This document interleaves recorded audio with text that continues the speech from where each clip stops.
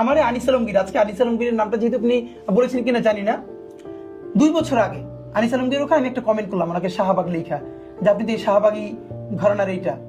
সে উঠে আমার রিপ্লাই দিল, হ্যাঁ আমি গর্বিত শাহবাগী, আমার কাছে এখন স্ক্রিনশট আছে। আনিস আলমগীর সাহেব এত বড় কথা বলেন না, ওনার সাথে আমার রুচিতে গুলেন, আমার অনেকগুলো টক সাথে দাওয়াত দিচ্ছে, আমি ওনার সাথে কখনো যাই না, না যাই না।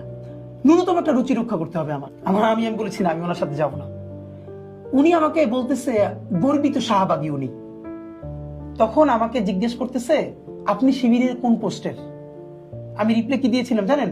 আমি শিবিরের শাহবাগ বিষয়ক সম্পাদক। কারণ শিবিরেরও যখন কেউ বলতে পারে না এই শাহবাগ নিয়ে কথা, বাংলাদেশে যদি শাহবাগকে কেউ রিব্র্যান্ডিং করে, এটা আমরা করেছি। শাহবাগকে জনতার ওই যে এলিট যেই মব ছিল, আবার দেখেন এখন মব আসছে না তো, 100 বছরের মধ্যে রাষ্ট্রীয় স্পন্সরশিপের সব থেকে বড় মব হলো শাহবাগের মব।